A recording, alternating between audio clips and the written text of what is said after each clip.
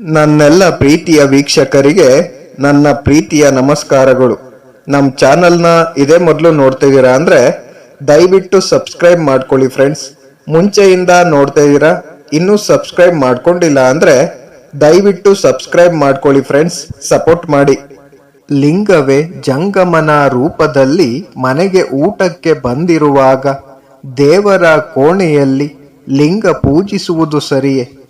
ನಿಶ್ಚಳವಾಗಿ ಮುಕುರದಲ್ಲಿ ಕಾಣಿಸುತ್ತಿರುವ ಮುಖದಂತೆ ನಾಶಿಕದ ಮೇಲೆ ತೂಗುಬಿಟ್ಟ ಸತ್ಯ ಸಿದ್ಧಾಂತವಿದ್ದರೂ ಸಮಯಾನುಸಾರ ವರ್ತಿಸದಿದ್ದರೆ ಕೂಡಲ ಸಂಗಮದೇವನು ಆ ಜನ್ಮ ದುಃಖಿಯನ್ನಾಗಿ ಮಾಡುವನು.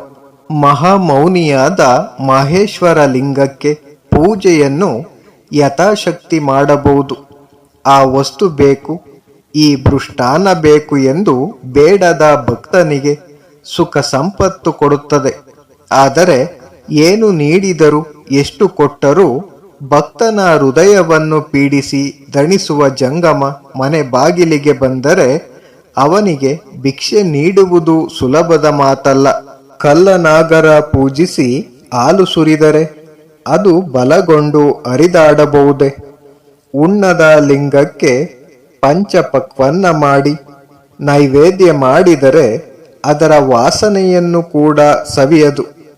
ಪರಮಾತ್ಮನೆ ಜೀವರೂಪದಲ್ಲಿ ನಾನಾ ಬಗೆಯ ದೇಹಧಾರಣೆ ಮಾಡಿ ಜಗವೆಲ್ಲ ತುಂಬಿರುವಾಗ ಪ್ರಾಣಿ ದಯಾಸಾಗರನಾಗಿದ್ದು ಸಂತರನು ಶರಣರನು ಇತರ ಪ್ರಾಣಿಗಳನ್ನು ಲಿಂಗ ರೂಪವೆಂದರಿತು ಪೂಜಿಸಿ ಆರೋಗಣೆ ಮಾಡಬೇಕು. ನಾಗರ ಆವಿಗೆ ನೈವೇದ್ಯಕ್ಕಿಂದು ಮೀಸಲು ತೆಗೆದಿಟ್ಟಿದ್ದೆ ಎನ್ನುವ ಭಕ್ತರು ನಾಗರ ಹಾವು ಬಂದರೆ ತಮ್ಮ ಮನೋಧೈರ್ಯ ಕಳೆದುಕೊಳ್ಳುವರು. ಹಾಗೆಯೇ ಜಂಗಮಲಿಂಗ ಎಂಬ ಶಬ್ದವು ಸಿಂಧು ಬಳ್ಳಾಳನ ಹೊರತು ಉಳಿದವರಿಗೆ ಆಗುವುದಿಲ್ಲ ಅಂಜುತ್ತಾರೆ. ಲಿಂಗ ಕೆರೆದರೆ ಅದು ನೆನೆಯುವುದಿಲ್ಲ. ಸ್ನಾನ ಮಾಡಿಸುವುದನ್ನು ಬಿಟ್ಟರೆ ಲಿಂಗವು ಬಾಡುವುದಿಲ್ಲ. ಲಿಂಗ ಪೂಜೆಯಲ್ಲಿ ಅರ್ಥವಿಲ್ಲ. ಕೂಡಲ ಸಂಗಮದೇವ ಜಂಗಮನ ಸ್ನಾನ ಮಾಡಿಸಿ ಅವನ ಸೇವೆ ಮಾಡಿದರೆ ಫಲ ಸಿಗುವುದು. ಅಗ್ನಿಯ ಸಹಾಯದಿಂದ ಕಬ್ಬಿಣ ನೀರುಣ್ಣುವುದು. ಭೂಮಿಯ ಆಧಾರದಿಂದ ಗಿಡಮರಗಳು ನೀರುಣ್ಣುವವು. ಹಾಗೆ ಜಂಗಮನು ಉಂಡು ಸಂತುಷ್ಟನಾದರೆ ಲಿಂಗವು ಸಂತುಷ್ಟಿಯಾಗುವುದು. ಕಾರಣ ಕೂಡಲ ಸಂಗಮ ದೇವರಲ್ಲಿ ಜಂಗಮ ಸಂತುಷ್ಟನಾದರೆ ಲಿಂಗವು ಸಂತೋಷ ಹೊಂದುವುದು.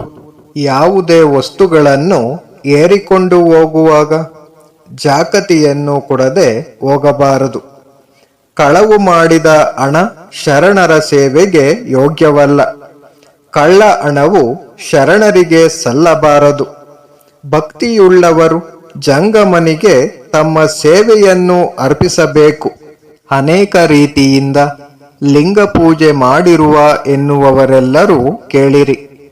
ಕೆರವುಗಳನ್ನು ಗುಡಿಯ ಹೊರಗೆ ಬಿಟ್ಟು ಗುಡಿಯಲ್ಲಿ ಹೋಗಿ ದೇವರಿಗೆ ನಮಸ್ಕಾರ ಮಾಡುವಾಗ ಅವನ ಚಿತ್ರವು ಕೆರವಿನ ಮೇಲಿರುವುದಲ್ಲದೆ ದೇವರ ಮೇಲಿರುವುದಿಲ್ಲ. ಧನ ಆಭರಣ ಕೂಡಿಡಬಾರದು. ಕೂಡಿಟ್ಟಂತೆ ಕಷ್ಟ ಭಯ ಹೆಚ್ಚುವುದು. ಪ್ರಯುಕ್ತ ಆ ಧನವನ್ನು ಕೂಡಲ ಸಂಗನ ಶರಣರಿಗೆ ಖರ್ಚು ಮಾಡಿ ಇಹಪರ ಸೌಖ್ಯದ ಬುತ್ತಿಯಾಗಿಸಿಕೊಳ್ಳುವುದು ಶ್ರೇಷ್ಠ. ಪಂಚಪಕ್ವನ್ನಗಳನ್ನುಂಡು ಸಂತೋಷ ಪಡುವ ಸಂಶಯ ಸ್ವಭಾವದ ಮನುಷ್ಯನೇ, ಉಂಡದ್ದು ಏನಾಗುವುದೆಂದು ನಿನ್ನ ನೀನೆ ತಿಳಿದು ನೋಡು. ಉಂಡದ್ದು ಜೀರ್ಣವಾಗಿ ಆಗಲೇ ಮಲವಾಗುತ್ತದೆ. ಹಂದಿಯ ಬಾಳುವೆಯಂತೆ ಬಾಳುವ ಮನುಷ್ಯನನ್ನು ಕಂಡು ನಾನು ಮರಗಬೇಕಾಗಿದೆ Kudala Sangama Deva. Thank you for watching friends. Please subscribe my channel.